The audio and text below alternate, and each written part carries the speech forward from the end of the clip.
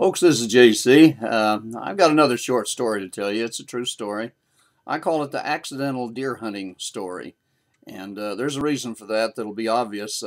First, I didn't put on my hunting shirt this time. I had this black shirt on, and I kind of like it.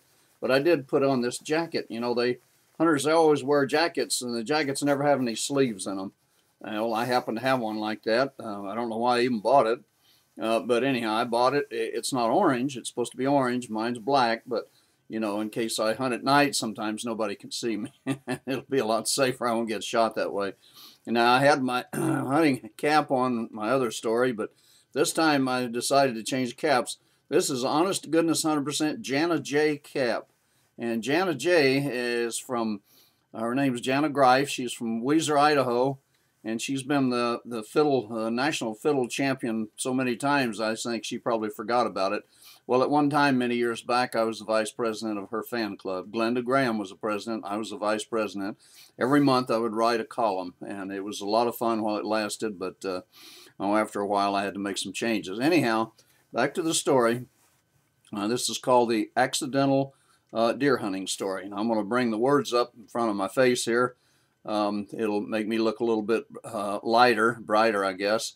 But I'd rather read it off paper than to try to recite it to you just off the top of my head, because I don't know if you noticed, but I do have a slight, very, very slight tendency to just ramble just a tiny bit sometimes.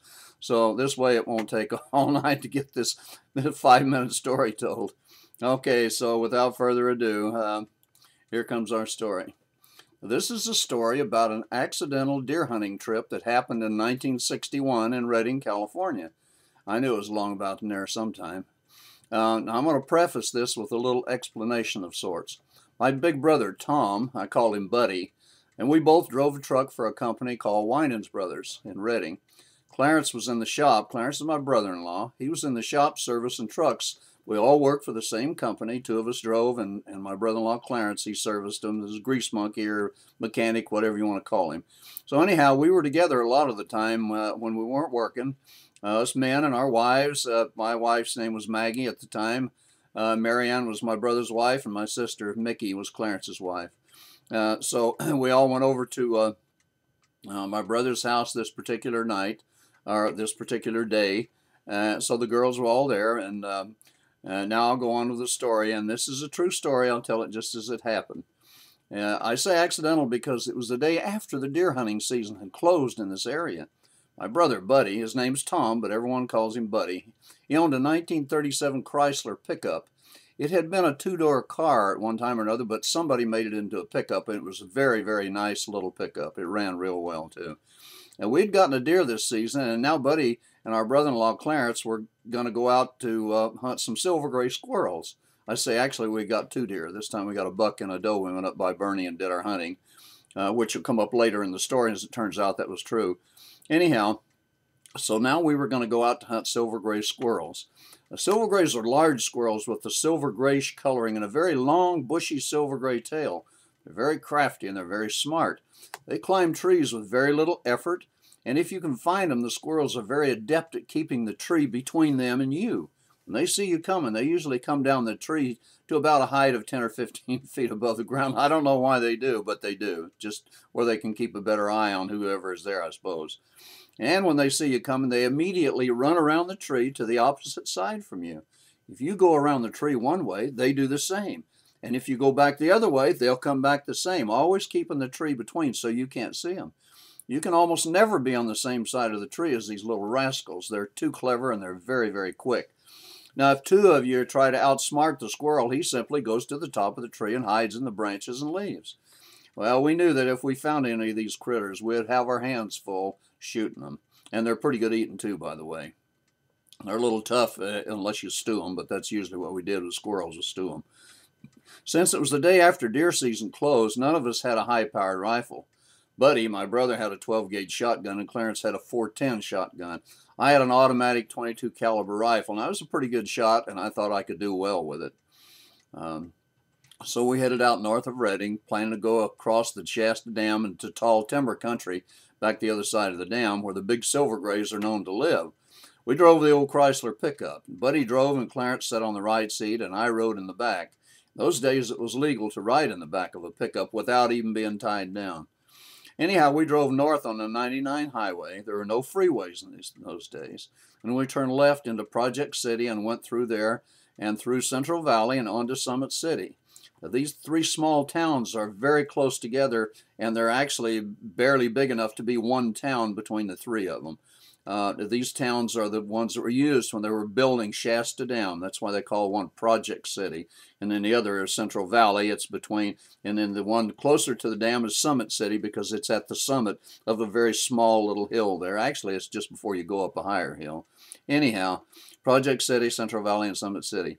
Now, at Summit City, we turned to the right and we went up the mountain road to Shasta Dam. We crossed Shasta Dam and started up a hill to a ridge about a half a mile from the dam. We turned left onto a dirt road and started out along the dirt road. Now, this is the road that leads to a line rider's cabin where a lady friend and I stayed for a short time some years back, but that's another story I won't go into. Anyhow, we drove along for a mile or so, going slow because we were in no hurry and we wanted to keep the dust down since I was riding in the back.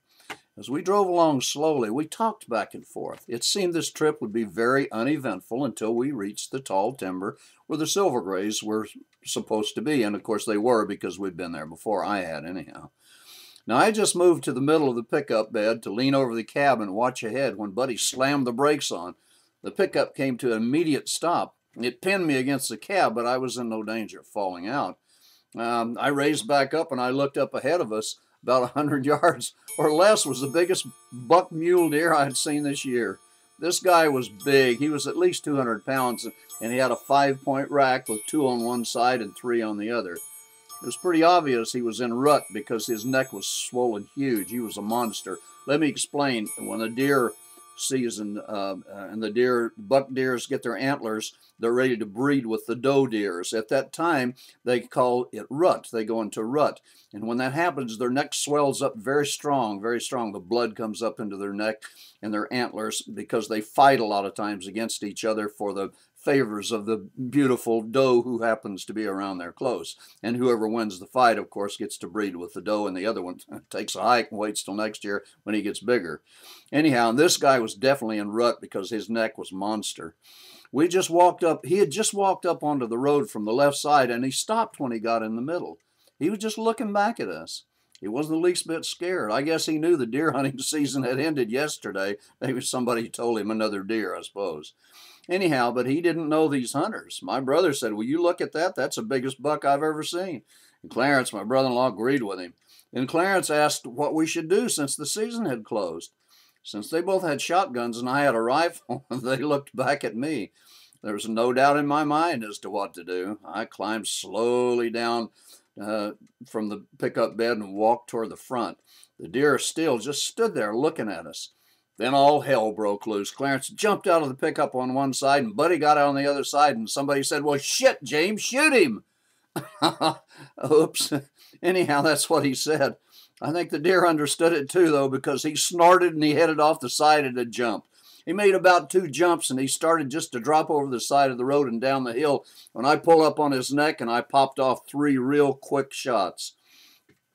At first, I thought I might have missed him, but then we heard a great crash. We ran to the side of the road where he had gone over, and we looked down the hill. And lodged against a dam-like brush pile, it was brush had piled up against some manzanita trees in a small ravine where the water runs down. They made a little dam, and this buck had stopped there on that dam, and only the small dam had stopped him from going farther on down the hill. It was a very, very steep hill. We very carefully slid down to where the buck had stopped. It was real slippery going because the rocky material there was shale, and shale is usually broken up. It's in very thin, flat pieces, and it's really smooth and slippery. But we did make it down there all right. The deer was dead when we got there. I shot him right behind the head, right in his neck, and it must have killed him almost immediately. At least this big guy didn't suffer any. After reviewing the situation briefly, we saw that there would be no way we could carry the deer back up the hill. You'd have to go down. Luckily, there was another road down at the bottom of this hill. It was about 300 yards or so down. Then it occurred to us we were here looking at a deer we had just shot after the season closed. Man, if the ranger heard that shot and came to investigate, we'd be in a ton of hurt, so to speak. We climbed back up the hill as quickly as we could over the slippery shale. When we got to the top, we listened for any sound that might be an engine running, maybe a ranger headed our way in his vehicle. There's no sound, so I guess no one heard the shot. Well, 22 rifles don't really make that much noise anyhow. They just kind of crack. And if you can't hear them very far away, it's particularly if there are any trees or hills between you and whoever's doing the shooting. Then we had to decide how to get that illegally killed deer out and to our house, to my brother's house. We never killed anything we didn't mean to eat, so we had to take this big guy home. We knew we couldn't haul him in the pickup because we'd get caught for sure. So we decided to come back that night and put him in the trunk of my brother's car. Well, it was pretty late when we got back. First, we had to get the deer down the rest of the hill to the road below. So Clarence and I went down the hill from the top road, and Buddy drove his car back down and around to the road below, right below where we were. We had a flashlight to see what we were doing. It helped a little bit, but not a whole lot. As always, flashlights we had were always very dim, right on the verge of going out, and that's the way this one was. You shake it a little bit, and it would come back on briefly. Anyhow, we clambered down the hill, trying to keep from slipping and falling. We finally got to the deer. It was real dark, but we could see by the flashlight how to push the deer over the place where he was lodged. We decided just to push him over and let him slide as far as he would. So we did that. We got a hold of him, we lifted, and we pushed until he went over the edge. Well, I guess we hadn't noticed, but it was a drop straight down from there. When we pushed that deer over, it seemed like he had never reached the ground again. It seemed like 5 minutes before we finally heard him crash into another pile of brush. But of course, it was only a few seconds. It just seemed like 5 minutes. Boy, he really crashed when he landed, too. Well, we had to go on down, and it was a real job to do it. We were slipping and sliding all the way. Clarence took a little noser for a short way, or a little header, you might say, and he yelled out a few choice words that I won't repeat here. He skinned his hand up some when he fell, but luckily he didn't go the same way the deer did, or he'd have skinned up everything. The deer had lodged in another pile of brush like the one above, but this one was not a straight down drop like the first one was. We got him over the edge of this brush pile and held and pushed him until we finally got down to the road below. Now all we had to do was put him in the trunk of the car and head for home. We had it made. But I need to explain something to you about my big brother, Buddy. He's a chance taker, and he's always looking for something to put him right on the edge. And this night was not going to be any different. Like I said, now all we had to do was load the deer in the trunk of the car and go home. We should be able to cross the dam and go out of the Shasta Dam Park without incident. That would be too easy.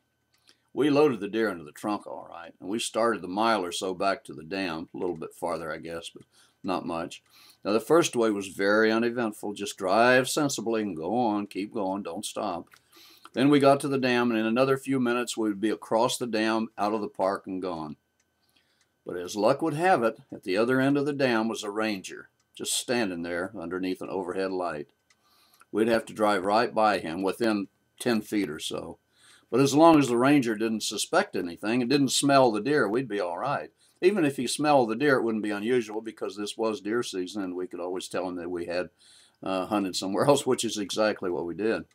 Anyhow, I said, as the deer ranger didn't suspect anything and didn't smell the deer, we would be all right. Wrong. My brother, being the nutcase he was, had other ideas. When we approached the ranger, Buddy stopped right in front of him. He asked how things were going, and the ranger walked to the car window where my brother was. He said it had been a little slow, and he had inquired about us being there at this time of the night. Now, my brother, he's also a quick thinker. He said he had taken Clarence and me up the road to show us a big iron pyrite rock that was on the Line Riders Road. He said it sparkled very brightly at night from the car headlights, and he wanted us to see it. And there was, in fact, such a rock there. It was great big, huge, about 4 feet high and 3 or 4 feet wide, and it did glisten very brightly, and it sat right on the edge of that dirt road. Evidently, the ranger knew about it, too, because he didn't comment on it.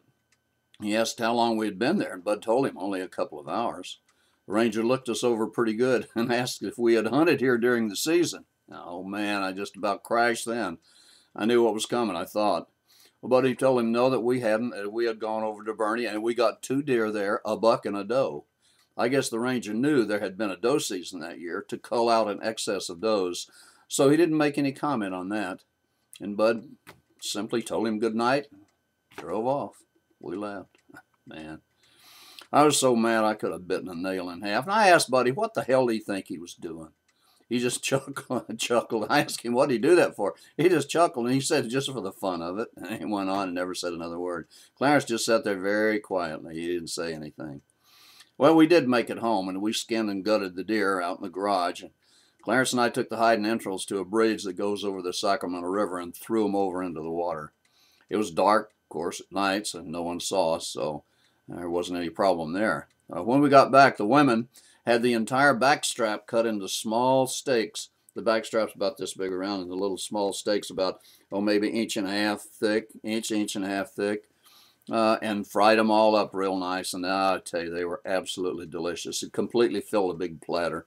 We just sat there and ate venison and played my Gibson guitar and sang songs until daylight. And of course, we had a couple of beers too, by the way. I forgot to put it in my story, but now I think about it, everybody there liked Budweiser at that time.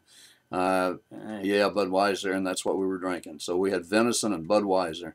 Picked and sang on my Gibson and had a good time. And my wife and I finally headed for home to get some sleep. We dropped Clarence and my sister Mickey off at their house on the way. And nobody said anything about what Buddy did until we stopped to let Clarence and my sister Mickey out at their house. And Clarence simply said, I will never go anywhere with Thomas again. And he turned and walked away.